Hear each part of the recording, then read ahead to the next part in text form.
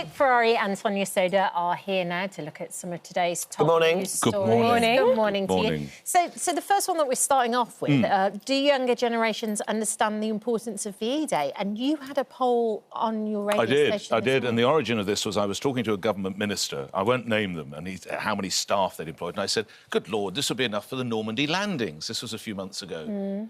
And later he said, what are the Normandy landings? And I thought, my God. A government minister? The minister? Yeah. Wow. So I thought, if a government minister isn't... Can I ask how old the minister was? 30s, 40s. So I thought, let's find out, let's do... So we went all the age ranges, 60s and above, and particularly Gen Zers, who are typically aged 14 to 28. 14 to 28. Right. And you will find out, sadly, that 2/3 of those are unable to identify what happened on VE Day. 2/3. It gets worse. 10% think the Normandy landings were led by Captain Mannering. 10% think Captain... Of Dad's Army fame? What? Yeah. So we asked, was it Dwight Eisenhower? Was it Private Ryan? 4% thought it was Private Ryan. As in Saving Private Ryan. 10% thought it was, And the only one who scored zero was Adolf Hitler. Because they're guessing and they sort of recognise the name and they don't really know. I think it must be that they're guessing. So the subsequent conversation, this is something that we must... And so then we're getting all the callers, and one caller says, well, Nick, you've got to accept, it's like the Boer War, it's like the Crimean War. These things have... So my parents were... My dad was in the army, and my mum did her bit. She joined the police. She didn't really like it, but everybody did their bit. I would think probably your grandparents might have My grandparents both fought in the war. Yeah. That's all died out. Yeah. And that's what... So we see all the papers. You did the great coverage. I'm sure ITV did. LBC did a VE Day. There's a massive chunk... Here we are watching some of the events now.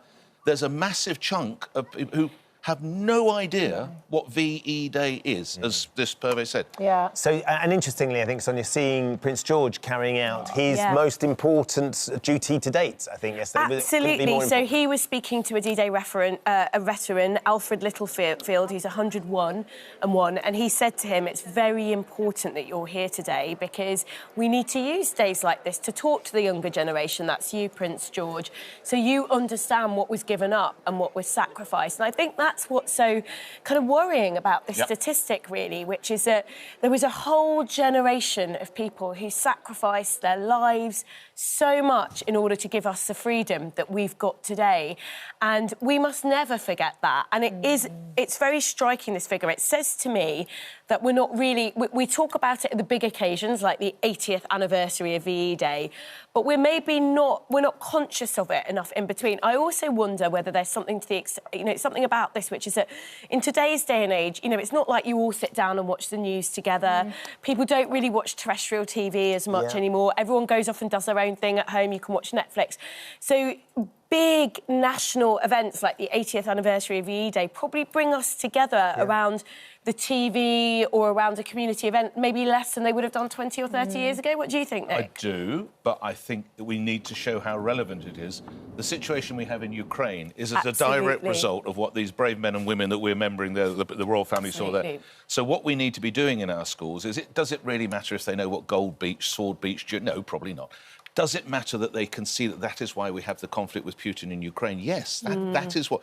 And what a lot of people told us when we did the conversation is, oh, yes, when I was at school in the 80s, the 90s, but we worked out what it was like to live off rations or imagine having to be in an air raid shelter, which is important, but I still think the geopolitical aspect, why he's doing what he's doing, and why Ukraine, I think we need to... And this is, you're totally right. This is a time when we, as a country, are upping our spending on defence because we're living in a more insecure world. You've got, some people, some very senior army generals, for example, saying, there may be a time where actually we might have to ask young men to go... Like, it's not inconceivable anymore, whereas I think 10 years ago, everyone thought we were just permanently living in peace in the West. Peace dividend. So, exactly. Peace dividend, it was called. Well, talking to geopolitics and peace, you wonder how the peace is across the Atlantic to Mr Trump and his latest tariffs, which led to believe, Sonia, could kill off James Bond. It's tariffs on Hollywood movies or movies that haven't come from Hollywood. It's an extraordinary level of tariff. So he's proposing a 100% tariff on films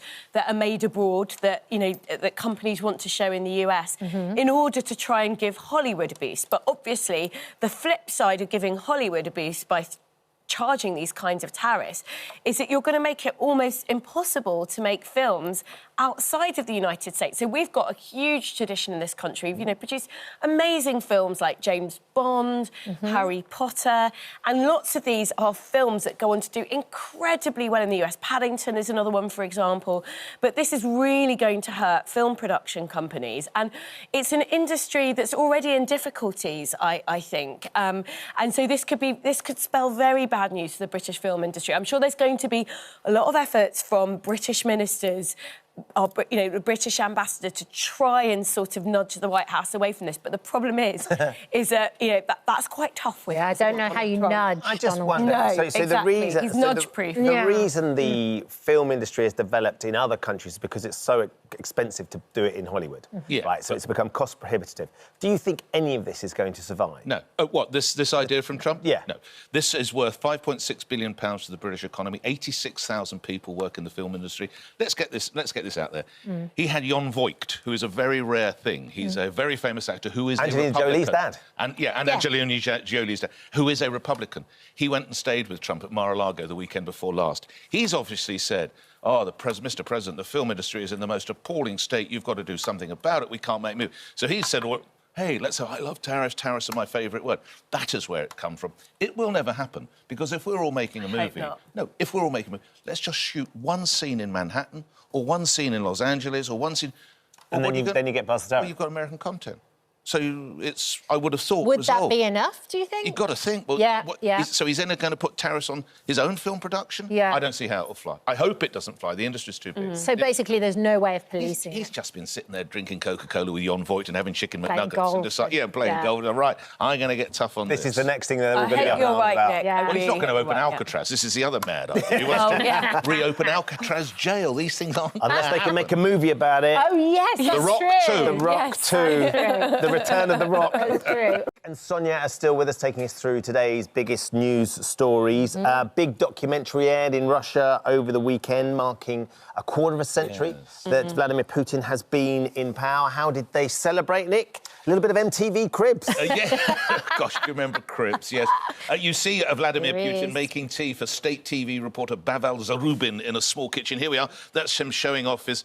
Now, even if the tea or coffee didn't taste very nice, what are you going to say to Putin? It's a £200 Australian-made blender, a £400 Turkish coffee maker. They have Belarusian chocolates and fermented milk. I'm sure, Mr. Brent, it tastes absolutely marvellous. We also saw briefly there some of his weights and apparently a room with suits that just the line of suits goes on and on and on and on. Why? Trying to perhaps present a more personable side to the president? I don't know. He suffers from an appalling world press. Whether it will trouble a man, I don't know. But it's quite, as you say, and it's quite a first to get inside Putin's apartment. I think it's very much sort of he's an autocratic dictator. He's responsible for the loss of, so many lives in Ukraine, Russian lives and Ukrainian lives. I guess this is him trying to just sort of... He's never been one to sort of manage his PR and kind of worry about it. Worry about it, really. But it's interesting because maybe this is a sign that he feels like he needs to do more of this to keep a hold of power in Russia. Who knows? But it is very much in the mould of murderous autocratic dictator trying to manage his reputation, I think. Yeah. Next I hear Celebrity Big Brother. Yeah. I don't know whether anyone would vote him out of the house. I prefer the jungle. What about Sunday lunches? Was anybody partaking in a Sunday lunch over the weekend? Actually, not this weekend, because I had a lovely bank holiday barbecue with some fantastic pulled pork, actually. Ooh. But, that's aside, I do love a roast, and that means that I'm horrified by this story. Yes. Because this is a story about a pub in Suffolk where you have to pay extra to get gravy with your roast. £2 for the normal gravy, £3 for the premium gravy, and that is on top of some pretty costly plate prices. So they're beef looks like roast good gravy, though, if that's the actual unruly pig gravy. It looks fantastic. I think that looks a bit anemic, that gravy. Apparently, the premium stuff has got bone marrow in it, which I'm a big fan of. Oh, me too. The issue is that if you're having a roast dinner, it needs to come with gravy. I'm the kind of person who, if I'm having a roast in the pub, I'm very annoying. I always ask for extra gravy as I'm ordering it, because it's never enough for me. How do you know, though?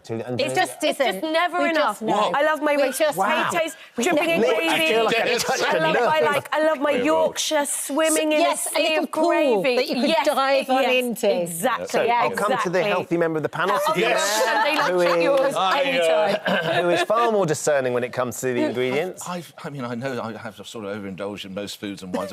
I'm always happy with whatever level of gravy is given. Oh, you're so angry with me. I've known you all this time. You've gone so down in your estimation. You really have. Oh, dear. Do you see an issue, though? Because I'm a little bit like you. I think if that's the assigned amount of gravy that the chef who has carefully poured over the ingredients, the detail, thinks should go with this dish... The customer always knows best. Who am I to suggest that this Michelin-starred chef doesn't know as well as I do?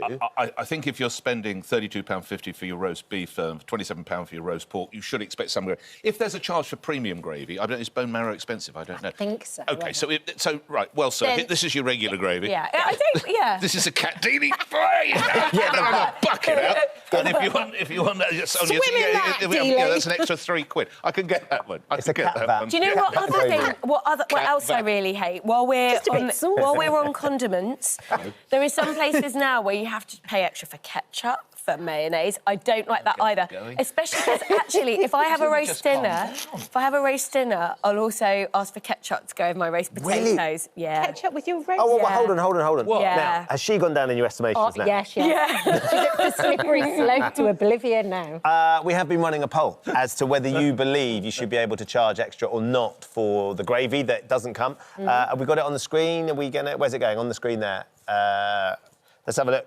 As it stands, should they be able to pay extra? 91% say no. Oh, right, OK. 91% with me and Kat. Yeah, for sure. 9% say yeah. 9% just happy with what they're given. I know. Like us. We're just very easily pleased. It's as simple as that. That's what it is. Can we talk children's artwork? Yes. Do you still have some of your kids' artwork? Oh, God, are they going to be what do they do? Because how it works in my house is I've got the little boy who makes things, but like they're big creations, right? That he does stuff with staples and glue and toilet roll. Like they're huge, right? And he comes wobbling out of school with it, really proud, and then put it on the kitchen table, and then we slowly move it from the kitchen table to the cupboard under the stairs. And then I let him ruminate for a little bit and see if he's spotted that it's gone. And then it gets... Two things that I've kept. One is a shell that my elder son painted, and I keep all my cufflinks in that. And he made that when he was about 7 or 8. Really nice. And the other boy, a mug that he had to paint, and I keep all my pens in that on my desk. So as for bits of pasta stuck and making a Christmas tree, I'm afraid, kids, they've gone. This is a parenting consultant, Kirsty Ketley, has said that parents are guilty of hoarding artwork, but is it OK to bin your children's artwork? It is OK because the volume, there's a lot of volume. Yes. So I have a few treasured pieces from my niece and nephew that I love and are very special to me. Actually, interestingly, my dad still has a paperweight that I painted him. It was a stone when I was 7, and it's got, like, Dad on it and then some, like... I mean, it's meant to be the sun, but it doesn't really look like the sun. But he's still got that on the desk of his son. So I think these treasured pieces are absolutely lovely. I love it, and I actually love it when my sister passes on my niece and nephew get to keep stuff to me. Yeah, I get to keep some of it, but you can't... We have boxes. We've just moved, and we have boxes and boxes of artwork from the boys. I'm like, they don't want it. What are we going to do? Lots of you getting in touch with this. Alison, she's got a little bit of artwork from her boy did when he was 4. This still stands proudly on the kitchen table. She doesn't say how old he is now. What? Yeah, OK. I know what you're thinking. Well, it's like the rocket. Yes, exactly what I was 4, not 40, when he made it. Janice said, my son is 50 this year. I still have artwork from when he held his first crayon with his brothers and sisters as well. Let's have a look at Chelsea's. Chelsea said, I kept this one for my daughter drew me forever. Oh, you would? That's gorgeous. Yeah, that is cute. And then how about Kat? I love how my daughter caught my exact likeness. I love so Been a bad night, that one. Been a bad things like that you can't get rid of, But you can do things where you can actually collate it all and put it into a book. Yes, your friend's got that made into a lovely book. Which is actually a really great idea. Present for a parent, actually. It's a great idea. So there you go. Lovely Just stuff. a bit of heart still. Nick, Sonia, thank you so much. Thank you for visiting our This Morning YouTube channel. We upload tons of new content every single day. So hit the subscribe button, like all the videos, and don't miss out. We'll see you in the morning.